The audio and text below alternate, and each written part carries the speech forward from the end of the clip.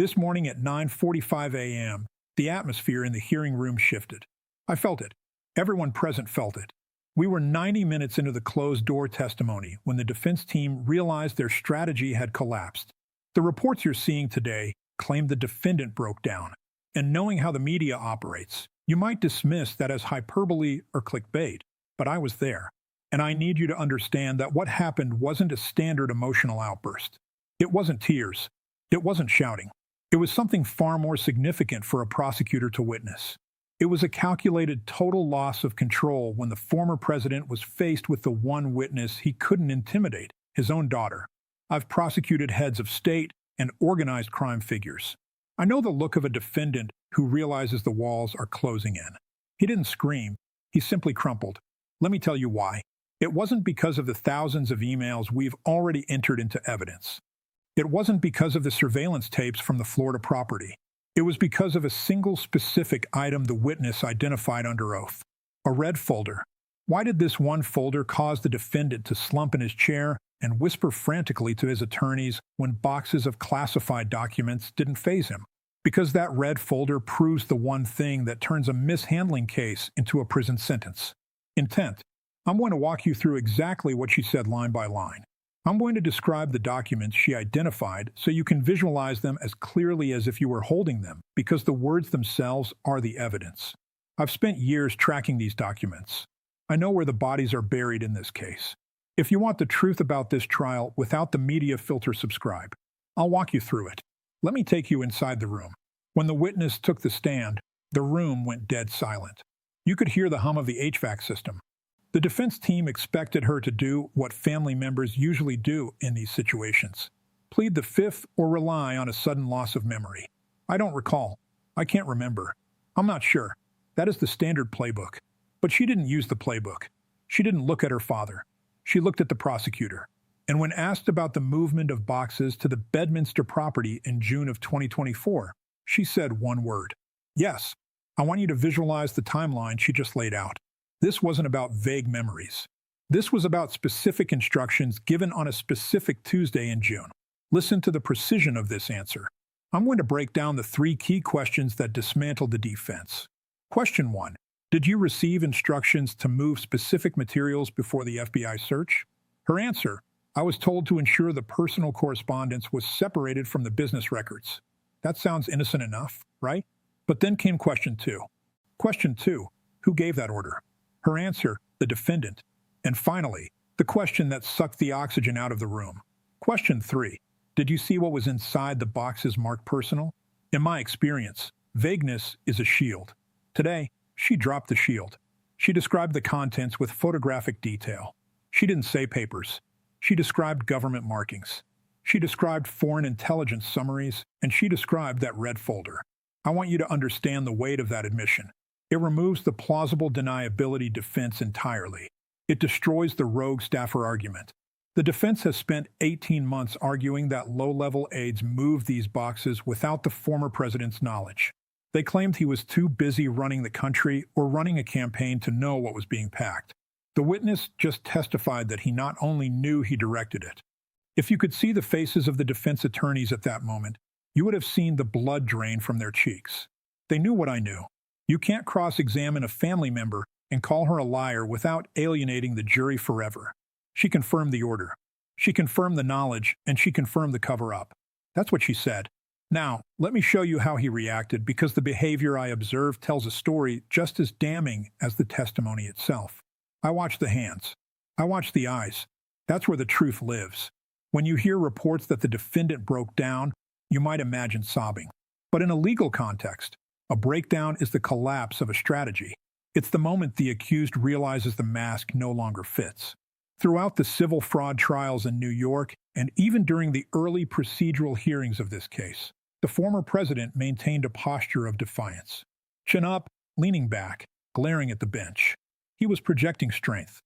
He was performing for the cameras even when they weren't allowed inside. Today, that bluster evaporated as the witness described the red folder. His posture changed physically. He slumped forward. He began whispering frantically to his lead counsel. Not angry whispers, but urgent panic questions. I've seen this reaction in cartel bosses and corporate fraudsters. It's the moment of realization. The color drained from his face, not because of sadness, but because of calculation. The math no longer worked. He realized that loyalty had a limit, and that limit was perjury. This wasn't the reaction of an innocent man confused by a lie. An innocent man gets angry when he's falsely accused. He shakes his head. He looks at the jury with disbelief. The defendant didn't look at the jury. He looked at the table. He couldn't make eye contact with the witness stand. This brings us back to the loop I opened earlier, the red folder. Why did this specific item trigger such a visceral reaction? Here's what I can tell you from the evidence log. The red folder contained documents he had personally claimed in a signed affidavit to have returned to the National Archives in 2022. He put his signature on a legal document stating this folder was gone. His daughter just placed that folder in his hands 2 years later. That is why he crumbled. He wasn't just hearing testimony. He was hearing a perjury charge being drafted in real time. He was hearing obstruction of justice counts piling up. This is what happens when political spin meets legal reality. But there is another question here. Why now? Why did the witness choose to speak today after standing by the defense for so long? That's the pattern. Now, let's look at the specific evidence that caused the panic. History teaches us that the tightest circles are the first to break when the pressure becomes existential. I've studied the mob trials of the 80s. I've built cases against massive corporate fraud rings like Enron and World.com. The pattern is identical. In the Southern District of New York, we had a saying, blood may be thicker than water, but it's not thicker than a federal indictment. When the subpoena arrives, the family dinner table changes. Prosecutors use a strategy called the pressure cooker.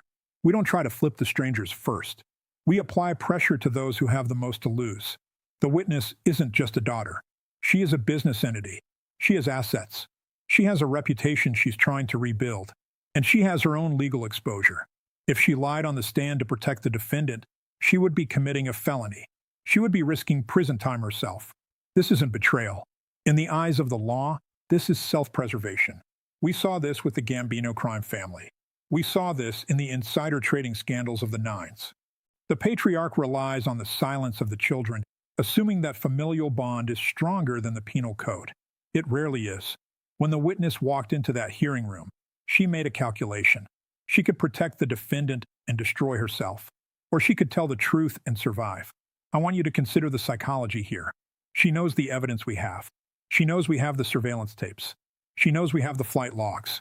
If she denies seeing the boxes, and we play a tape showing her standing next to them, she goes to jail. It's that simple. Her testimony wasn't an act of moral sudden awakening.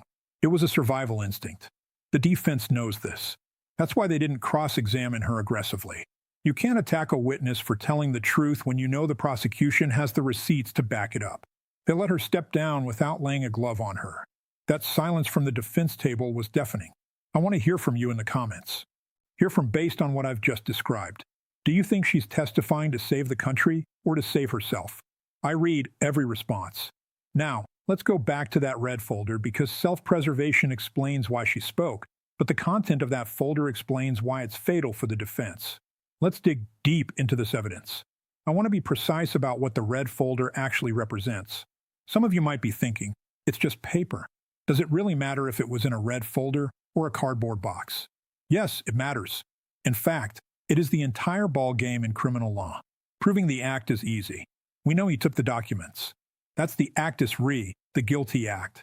But to get a conviction under the Espionage Act, we have to prove mens rea, the guilty mind. We have to prove he knew what he was doing was wrong and did it anyway. This folder is the smoking gun, not because of what's in it, but where it was found and what it contained. According to the witness's description, this folder didn't just contain standard-type government briefings. It contained handwritten notes. Notes written by the former president himself in the margins of classified intelligence assessments. Why is that fatal? Because you cannot claim you grabbed a folder by accident if you wrote on it. You cannot claim you didn't know it was classified if your own handwriting is next to the top secret stamp. The witness testified that she saw him reviewing this specific folder at the New Jersey property, a location not authorized to hold these secrets. This proves he was actively using these stolen documents. He wasn't just storing them, he was utilizing them. I held similar evidence in my hands during the war crimes tribunals. When you find a commander's handwriting on an illegal order, The defense of ignorance vanishes. He claimed he didn't have it. She testified she saw him holding it. In 30 years of prosecuting, I've learned that it's always the cover-up that catches you. If he had simply returned the documents when asked, we might not be here. But he lied. He signed an affidavit saying this folder was returned. Let me define mania for you in this context. It's the difference between a mistake and a crime. Taking a folder home is a mistake. Lying about it, hiding it, and then having a key family member testify that you were reading it after the subpoena deadline, that is a crime. The stakes couldn't be higher. So where does this leave us? We are looking at a constitutional stress test unlike anything in our history. We are in the year 2026. We have a sitting president who is now directly implicated by his own family member in a high crime involving national security. The Constitution is not a suicide pact. It was designed to withstand pressure, but it was not designed for this. If this testimony stands, and the evidence suggests it will, we are in uncharted waters. The Department of Justice has a long-standing policy against indicting a sitting president, but that policy is a memo, not a law. It has never been tested against facts like these. I took an oath to defend this system. That oath doesn't expire, and what I see right now is a system blinking red. There are those who say it doesn't matter. He won the election. The people decided, but facts exist forever. The law does not bend simply because an election occurred. If a daughter cannot protect a president from the truth, neither can the office. Consider the precedent we are setting. If we allow a president to steal national defense information, lie about it, and suborn perjury to cover it up, we have effectively legalized espionage for the executive branch. This testimony is entered into the record. It cannot be tweeted away. It cannot be pardoned away. It is now part of the historical fact of this administration. Here is the hypothetical scenario we must face. What happens if the special counsel moves to unseal the indictment based on this new testimony? We could see an impeachment inquiry triggered not by political opposition, but by forensic evidence provided by the first family. I want you to understand the gravity of this.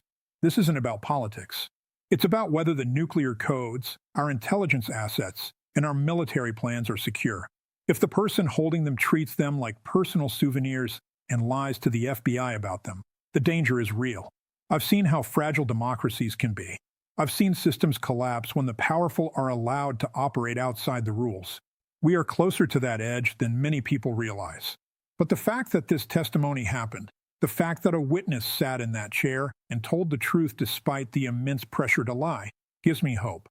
It shows that the truth has a way of forcing itself into the room. So where does this leave us? It leaves us with a choice. Do we accept the evidence, or do we look away? Today we saw the facade crack. Tomorrow we see what lies behind it. The wheels of justice grind slow, but they grind exceedingly fine. I know it feels like this process has taken forever. I know it feels like there are endless delays and appeals. But what happened in that hearing room this morning proves that the system is still working. The collapse of the defense strategy wasn't just about one man losing his composure. It was about the reality of the law finally piercing the bubble of power. Justice is not a sprint. It is a marathon, and we are nearing the finish line. No one is above the law. Not the defendant, not his family. Not today, not ever. The system works when we bear witness. It works when we refuse to let the noise drown out the facts. I will continue to follow this case document by document, testimony by testimony, because you deserve to know what is happening in your country. The system works when we bear witness. Subscribe to stay in this room with me and tell me in the comments. Does this testimony change your view of the verdict? I'm listening. The witness just exposed the documents, but that is nothing compared to the move his wife just made. The Supreme Court just rejected the final appeal, and she is looking for an exit strategy. I have the details in this video right here. Click